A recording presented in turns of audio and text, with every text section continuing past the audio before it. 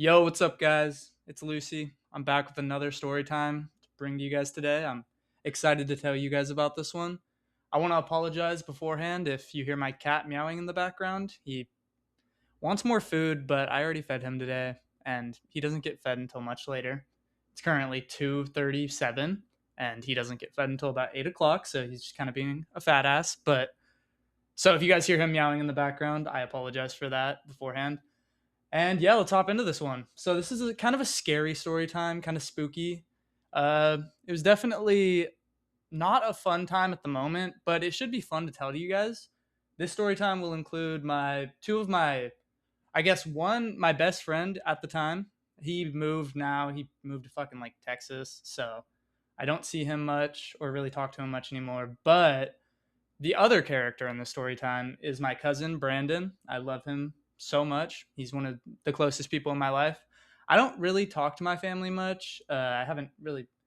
I don't know if I brought that up or not, but I don't really talk to my family, but I do talk to my cousin. I love him. He's always been like my best friend as well as a family member, and he's a great human being. But yeah, let's hop into it. So this story time, this takes place in, I believe I was 16 at the time. So this would be, I think it was summer of sophomore year, maybe. I was 16 at the time. And let me just explain to you guys. So, explain. Let me explain to you guys where this kind of took place and like the area kind of entails that this took place in. So, me and my best friend at the time, Steve, we lived together in these. They were low income apartments. They weren't a great place, but they weren't the worst. They weren't like the ghetto. There were shootings sometimes, and like there was crime, but it wasn't insane.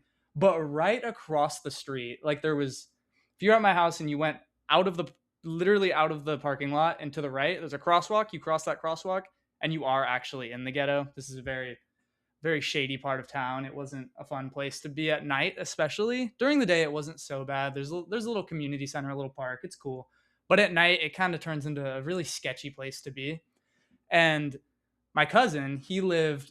If you walked through this sketchy part of town, there was this little bridge you could go under. It was terrifying at night, but sometimes I would do it. Sometimes I would go around and it would add like fucking 20 minutes. No, not 20, 10 or 15 minutes to the walk slash skate because we would skateboard a lot.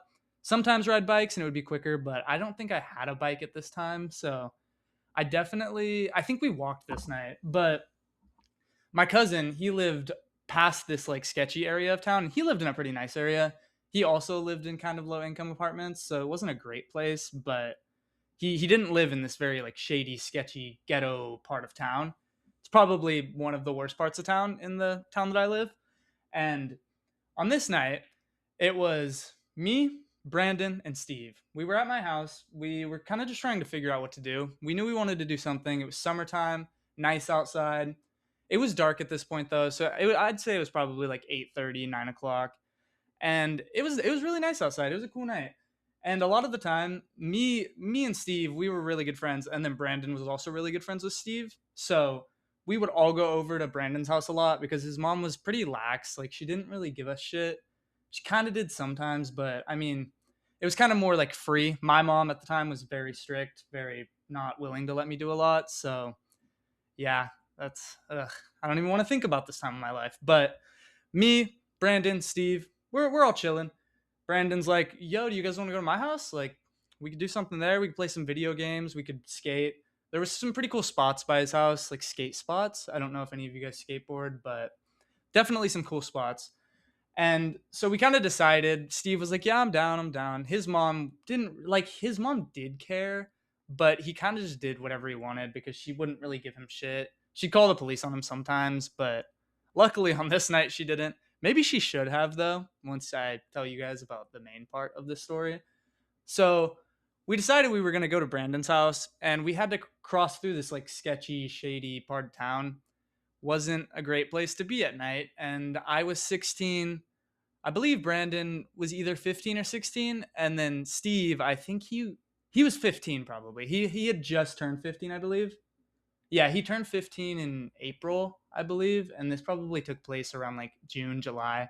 So he was recently 15, and we all decided we're gonna make this walk. We're gonna make the trek. It wasn't too long. It would probably take like it was probably a 20-30 minute walk. If we were skating, sometimes it would take as little as 10 minutes, sometimes as much as 17-18 minutes, something like that. So we decided we're gonna go to Brandon's house because we didn't really have anything to do. We wanted to go and have fun. There was a lot of kids our age who we like to hang out with over at like Brandon's part of town, like his neighborhood. And so we were like, okay, let's go. We didn't really love crossing through this area of town, especially sometimes we would bring like our PlayStation or our Xbox, whatever. Sometimes we'd bring a TV, which is kind of nuts because we could have easily gotten robbed. But this night we crossed that crosswalk I was talking about earlier, and then we you go down this little alley on the right of that crosswalk. And this was a nice like this was the only really nice part of this part of town. It was just a couple houses that they had just built, like very nice. There's a little junkyard right next to him. It was cool. I'm pretty sure it's abandoned now. It's not popping like it used to be.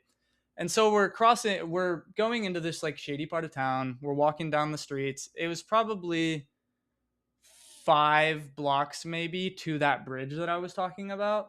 And so we got maybe 1-2 blocks and we see this car. It's like slowly driving up and down the street. We have no idea what for. We're walking down a street that we usually wouldn't go down. It was a very quiet street. There was like no one out at this time. And this car is just, it continues to drive. Like it drove past us maybe 2-3 times. And Steve's like, yo, do you guys think that car is like wants something from us? And I was like, no, dude, we're chilling. Like that has nothing to do with us. We're just trying to get to our destination, have a fun night. And so we're walking down the street and the car like slowly starts to pull up to us, and we like did not know what they wanted at the time. Obviously, we didn't really have anything that we thought they would want. It was I think in the driver's seat, I'm trying to remember. No, no, no, no. It wasn't the driver's seat. The guy who actually did this to us was in the passenger seat. He looked like an Edgar, if you guys know what that is. Like, he's kind of chubby. Jack, stop it. Jack. Sorry, guys. He's making noise. But he was like kind of chubby, kind of small. He didn't look very intimidating, but he had something that was very intimidating. And they rolled up slow to us, and he yells at me. He actually looks at me and yells at me. He didn't look at Steve. He didn't look at Brandon at first. He looks at me. He's like, yo, are you fucking MCG? Are you MCG? I don't really know what that means. Maybe a gang or something, or a person, maybe a nickname. I was not MCG. I was 16. I had no idea what he was talking about. And so he actually pulls out a gun from like below where we could see. It was at his waistband probably. And he points it at us. And I kind of shit my pants. I'm not going to lie. I'm going to be completely honest. I was very scared at the moment. And you could see Steve. He always made jokes. Like Steve, he was a real joker. He was laughing and stuff before we got to this point. And his face like drops. He like honestly, like I kind of saw him like shit himself just like I was. And Brandon, he was quiet. He's very resolved. He's still quiet to this day. And so he didn't say much. But this guy he points the gun at me, and I was like, what the fuck? Like, I don't know what to do. Like, what's going on? And he's yelling at us, are you MCG? And I was like, no, I have no idea what you're talking about. Like, I told him what my name is. I was like, no, I no idea what you're talking about, dude. We're just walking to my cousin's house. Steve started saying, like, dude, no, we're just walking.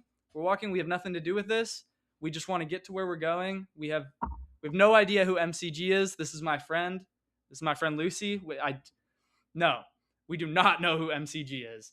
And so he kind of slowly pulls the gun back into the car. Like it was out pointed at me. And then he slowly pulls it back. And I think it might have been his mom because she looked a lot older than him, but she, I don't know if she was his mom because I don't know if a mom would let her son do this, but maybe mom, auntie, girlfriend, I don't know, little cougar, but she was definitely a lot older than him. And she's like, no, that's not them. That's not them. I don't remember what exactly she said. I think she was like, maybe like Ray. And she was like, Ray, no, that's not them. Like, come on, we got to fucking get out of here. So she like kind of puts the car into drive slowly. She actually apologized to us. And we were like, oh, we actually appreciated it because we were shitting ourselves. Like, I don't know. Luckily, I hadn't eaten much before this. Or I definitely would have left something in my pants that I didn't want to leave. And she's apologizing. She's like, "Oh my god, I'm so sorry. Like we thought you were someone else, and I wish the person who they thought was someone else the best of luck because we could have got popped. Really didn't want to, but luckily it didn't happen." And they kind of slowly drive off. And now I'm looking at Steve and I'm looking at Brandon and I'm like, what the fuck? And then Steve starts making jokes and I'm like, dude, this isn't a joking matter. He's like, yo, you wouldn't have done shit. Like that was a fake gun. And I was like, no, I don't think that was a fake gun. That was definitely real. It looked very real. Hey, maybe it was fake, but it definitely looked real at the moment. And so we go over to this house. We were on the corner. It was like a four-way, like a little crossroad.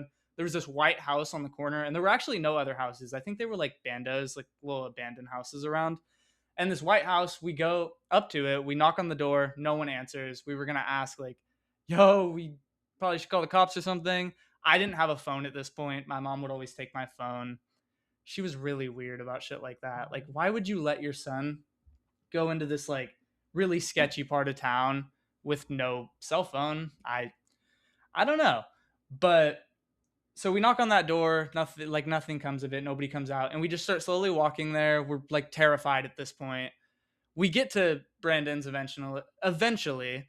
We had to cross under that sketchy bridge. There was a couple of homeless people, but they didn't give us shit or anything. We crossed under this bridge. We walked to Brandon's house, and we're just kind of reminiscing about it. We're like, wow, that was really fucking scary. Like, that was not a fun time. That was not great.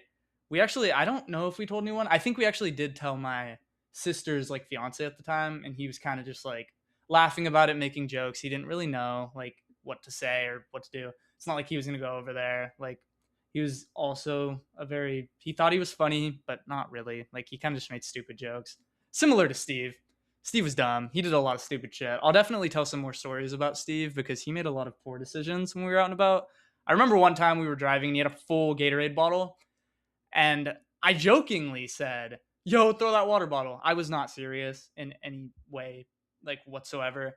He chucks it, smacks the car windshield, and we had to run like a mile, quarter mile, half mile. And yeah, but that's a story for another time. And so we made it to Brandon's house. We were all good. At the end of the day, we didn't get shot, no nothing. It definitely like scarred me. I didn't want to go into that part of town for a little bit at night. And when I did, I would definitely skate through it or bike through it very fast because it was kind of terrifying. But yeah, that is the story of the time that a guy pulled his Glock on me. It was not a fun night.